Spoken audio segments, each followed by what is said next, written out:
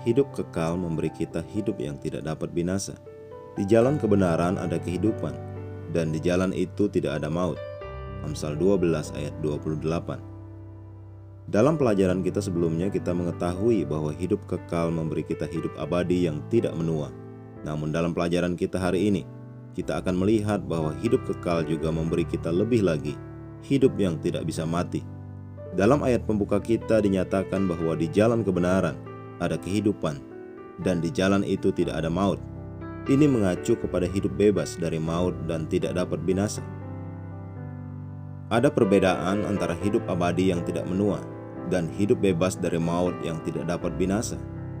Hidup abadi yang tidak menua berbicara tentang hidup yang terus-menerus tiada habisnya bertumbuh, di mana engkau bertumbuh tanpa menjadi tua. Sementara hidup bebas dari maut dan tidak dapat binasa berbicara tentang hidup yang sepenuhnya terbebas dari kecenderungan menuju maut. Hidup manusia jasmani terprogram dari rahim ibu ke liang kubur.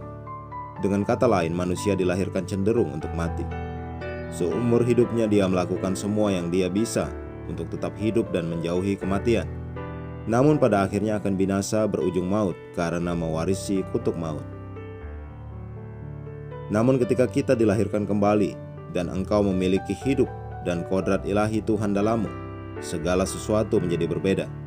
Engkau berpindah dari kematian ke dalam keabadian kehidupan, dan yang sekarang dinyatakan oleh kedatangan Juru Selamat kita Yesus Kristus, yang oleh Injil telah mematahkan kuasa maut dan mendatangkan hidup yang tidak dapat binasa.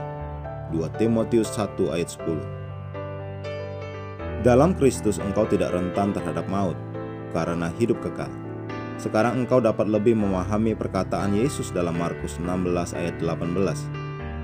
Mereka akan memegang ular, dan sekalipun mereka minum racun maut, mereka tidak akan mendapat celaka. Minum racun maut di sini mengacu kepada sesuatu yang berakibat fatal atau kematian.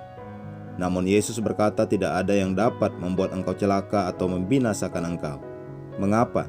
Karena hidup yang kekal.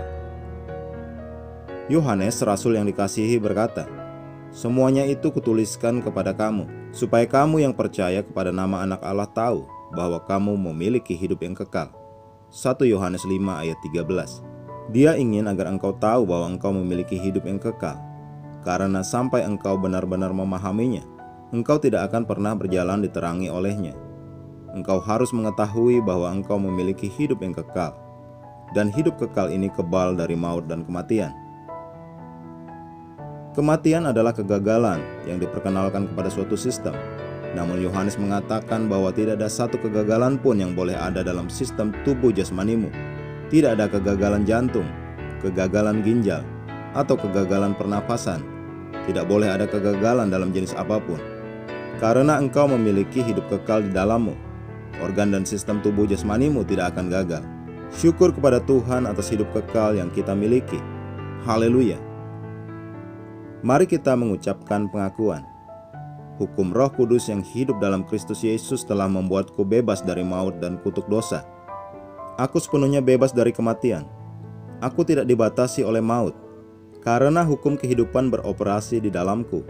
Tidak hanya aku berjalan dalam hidup dan kesehatan sebagai anak Allah, aku mencurahkan hidup ilahi ke duniaku. Keilahian berdiam di tubuh jasmaniku, dan aku hidup dalam hidup yang semakin meningkat. Kemuliaan bagi Tuhan.